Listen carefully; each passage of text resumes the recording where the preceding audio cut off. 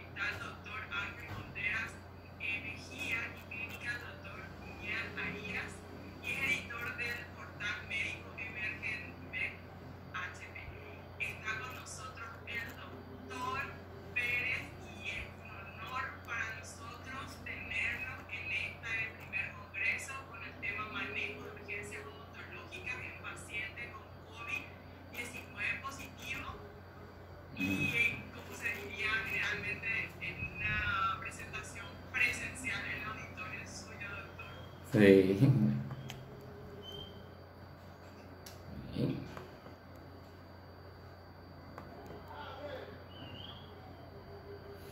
Muy bien. Vamos. Ahora.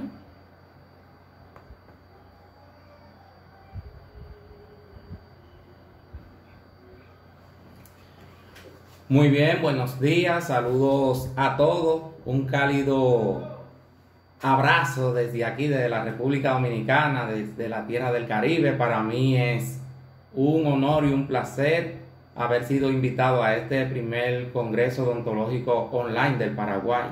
Algo que para mí, para todos los emergenciólogos del mundo y creo que para los odontólogos también representa un acontecimiento histórico importante, ya que es la primera vez que en estos tipos de eventos científicos hay un intercambio entre estas dos especialidades. Y qué buen momento oportuno, porque vamos a hablar de un tema que es el tema del momento, que todos conocemos, que es el COVID-19. Y en este caso, yo tenía un tema especial para publicarlo en septiembre pasado y me llevé la sorpresa previamente de haber sido invitado a este evento, y este fue el mejor escenario que encontramos para estrenar dicho tema. El tema se llama Manejo de urgencias odontológicas en pacientes con COVID-19 positivo.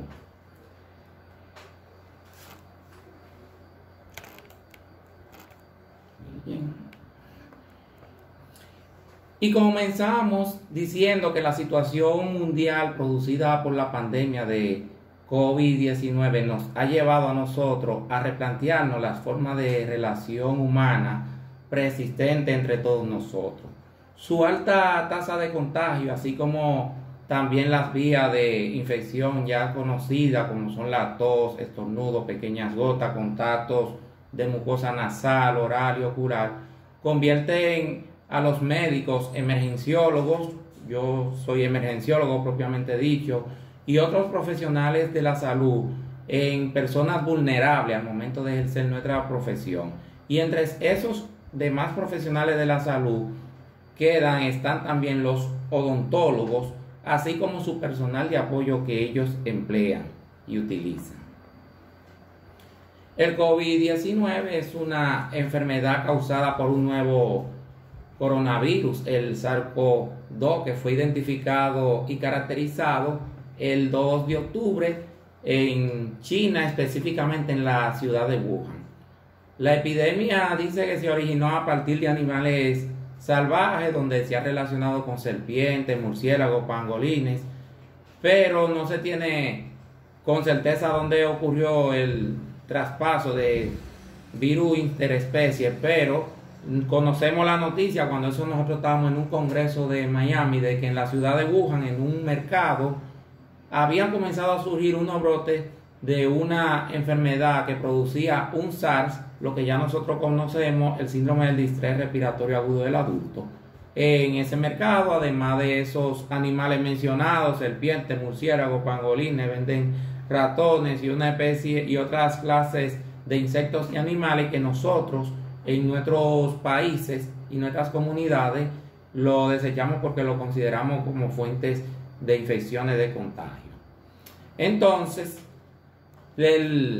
los coronavirus son una familia de virus existentes ya desde hace tiempo y ellos se caracterizan por conocer lo que muchos conocemos como la fiebre común, tanto en animales como en humanos.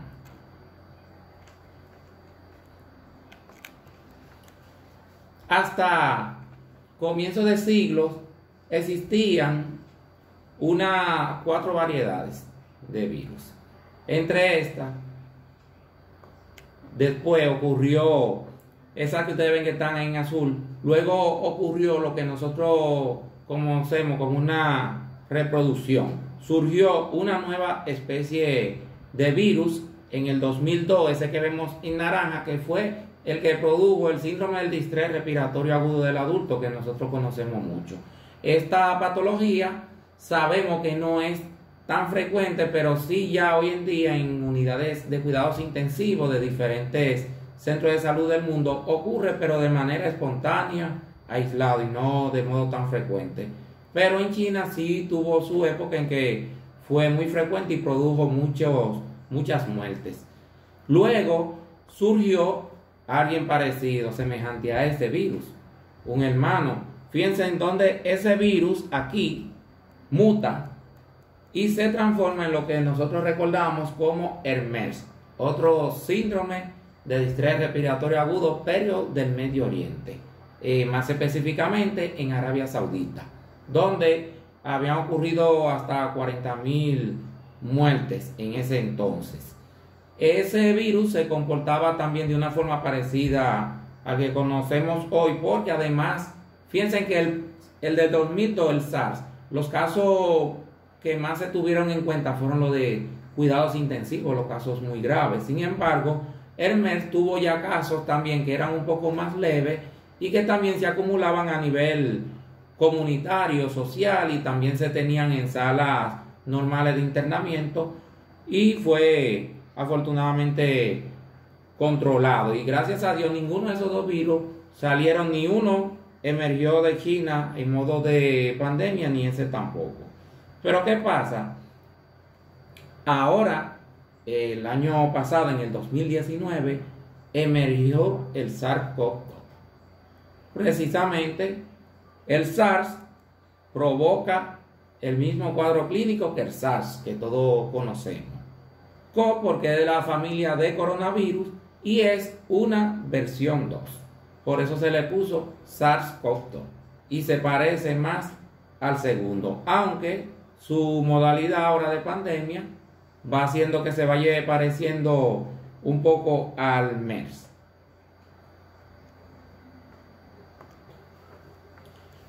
Su tiempo de duplicación es actualmente de 11 días y la mortalidad puede ocurrir hasta en 8 días, con tiempo más extendido en países ya que han tomado medidas efectivas de prevención como son China y Corea del Sur. Pero esto ocurre debido a que ya ellos han tenido más experiencia, pues como ustedes pueden ver desde el SARS, y también supieron algo del MERS, aunque no estaba directamente con ellos hasta los tiempos recientes. Pacientes y odontólogos pueden estar expuestos a través de los diferentes procedimientos que realizan, y ya ustedes saben que la cavidad oral y el tracto respiratorio son una fuente de contagios.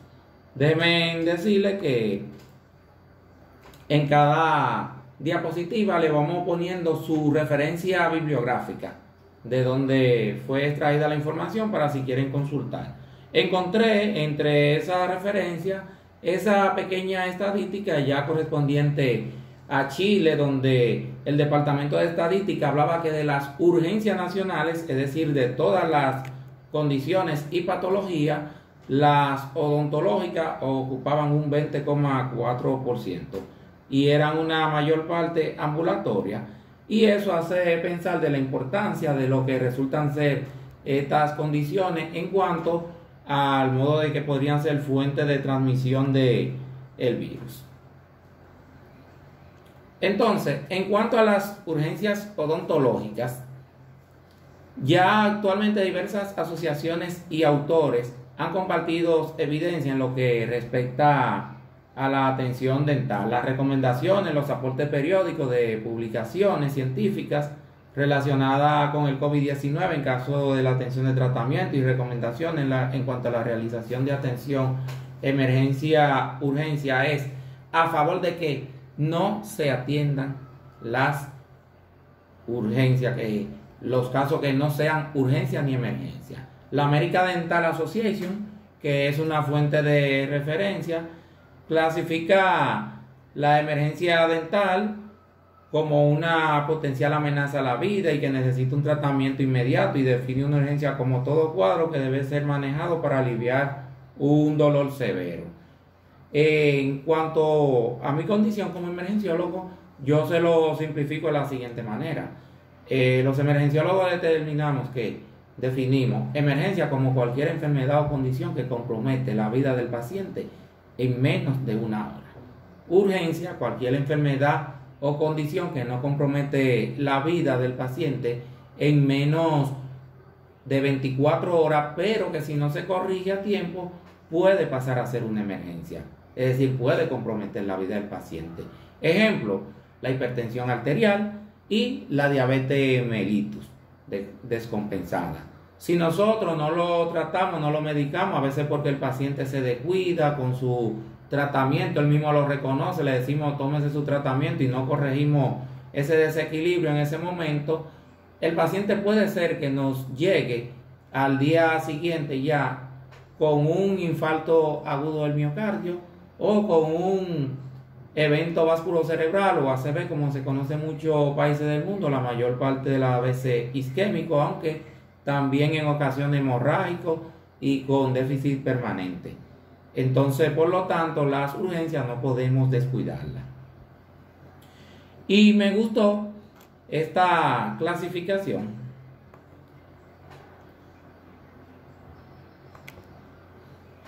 de la ADA. Y fíjense en dónde vemos que nos definen entre emergencias, nos clasifican las hemorragias y sangrados profusos difíciles de controlar, la infección y aumento de volumen difuso intraoral con posible compromiso de la vía aérea, y el trauma maxilofacial con posible compromiso de la vía aérea, como las condiciones que pueden comprometer la vida del paciente en menos de una hora. Pero ¿qué pasa? Nos coloca en urgencias dentales la pulpitis, la pericoronaritis, la complicación de postesodoncia, el traumatismo dentoalveolar, infecciones odontogénicas, periodontitis, gingivitis ulcerativa necrotizante aguda y la biopsia de tejido anormal.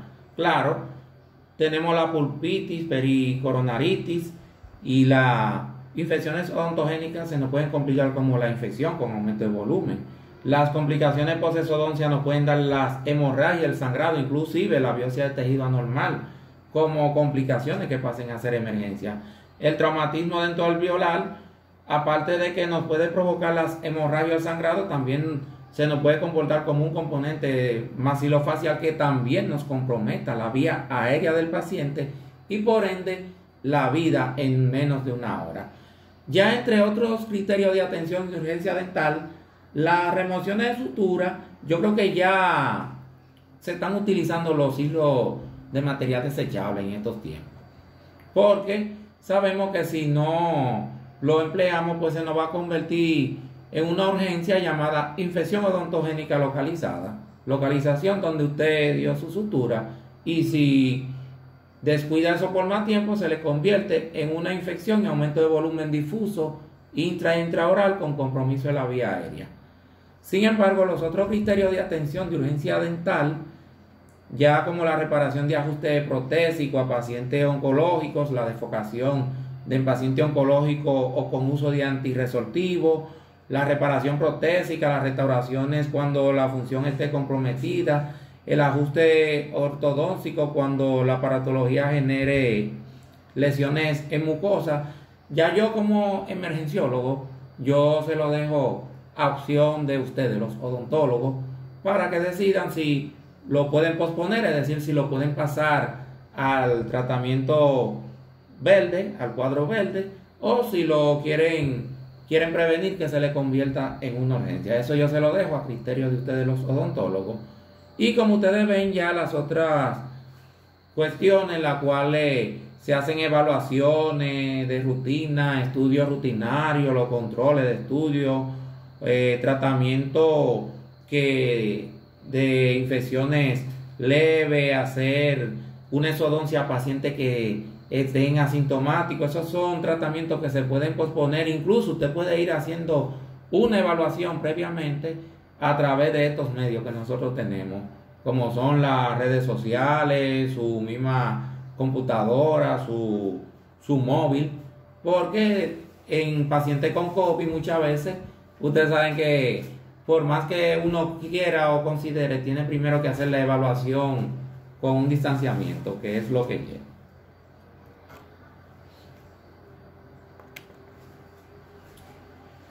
Y claro, eso sabemos que muchas veces para la resolución de alguna patología, de estas patologías, especialmente la pulpar inflamatoria, como la pulpitis, se requiere un uso de materiales instrumental rotatorio.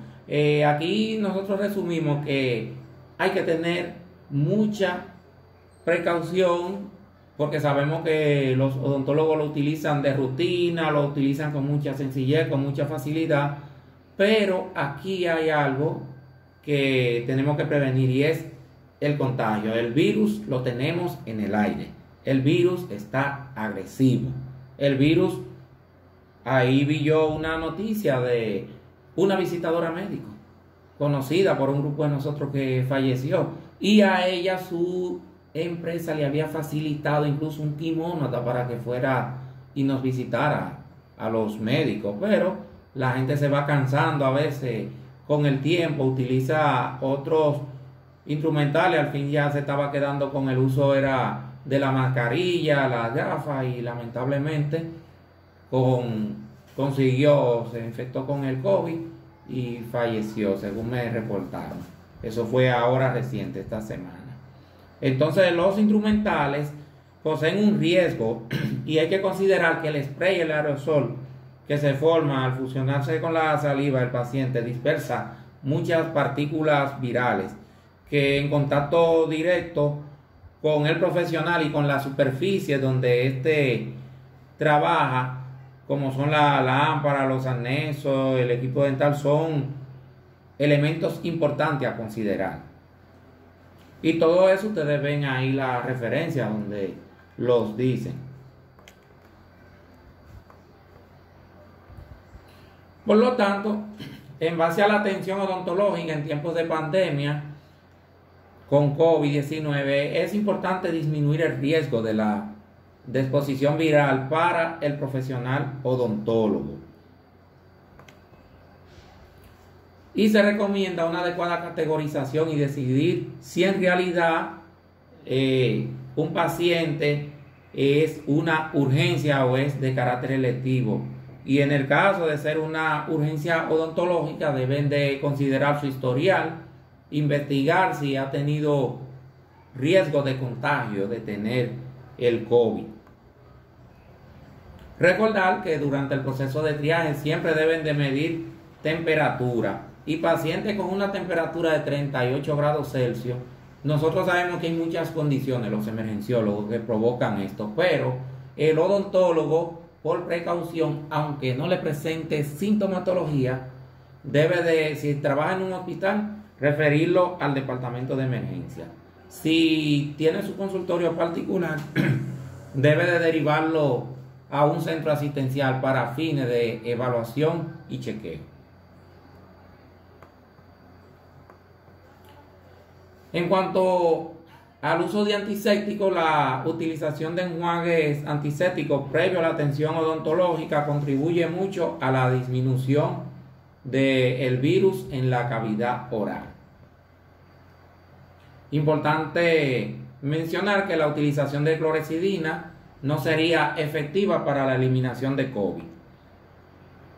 El COVID sí es vulnerable a la oxidación y por lo tanto un antiséptico que permite reducirla y provoca una disminución de la carga viral sin dañar la mucosa oral es el peróxido de hidrógeno, mejor conocido como agua oxigenada, que ya se encuentra fuera de uso rutinario a nivel hospitalario. Sin embargo, hay ciertas condiciones y COVID ha sido una de ellas que han llevado al raciocinio de que se debe utilizar.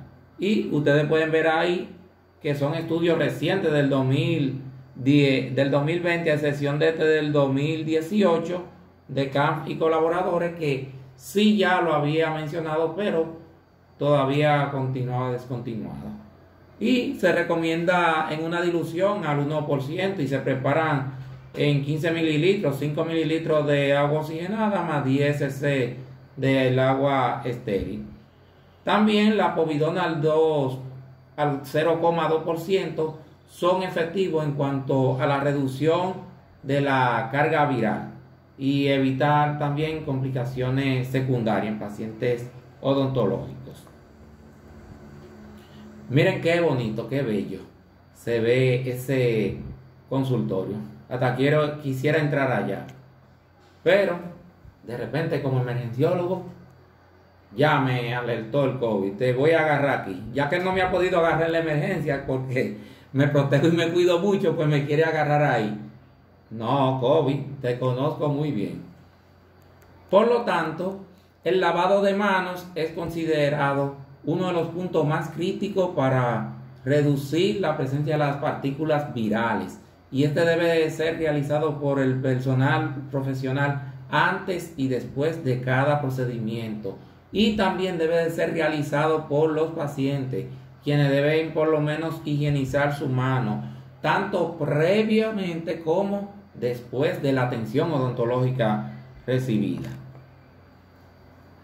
Los dentistas también deben tomar medidas estrictas de bioseguridad. Y les resumo que me ha gustado mucho porque lo he visto.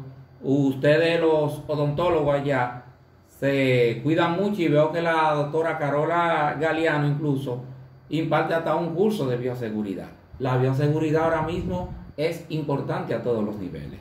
Los emergenciólogos, los cirujanos, los ginecobstetras, todos los especialistas tenemos que hacer cursos de bioseguridad. Tenemos que aprender a cuidarnos, cómo vestirnos, cómo protegernos, para prevenir, vuelvo y les repito, ese acontecimiento que ocurrió con esa visitadora médico. Y yo se lo llegué a decir a ella en una ocasión, pero se lo había dicho a muchos otros. Utilícenlo aquí, que todavía, por lo menos aquí en República Dominicana, estaba en ascenso los números de casos, los números de muertes. Ya ahora, actualmente, van en descenso. Pero no se puede jugar con la verdad. El COVID todavía está presente a nivel mundial. Aquí, allá, donde ustedes, en todas partes. El lugar de atención debe ser desinfectado previa e inmediatamente y posterior a la atención de los pacientes confirmados con COVID. Incluso esto incluye las áreas administrativas, como por ejemplo la recepción, donde a veces ustedes tienen alguna secretaria, y desinfección tanto de la computadora que ella utilice como del televisor que ustedes tienen ahí para presencia de los pacientes. Se le debe dar máxima importancia a estas acciones para evitar mayor propagación y, como vuelvo y les repito, ustedes vieron ya lo que ocurrió y se lo estamos diciendo y dirán, bueno, el doctor le está mandando a que seamos excesivos en la atención. No, señor.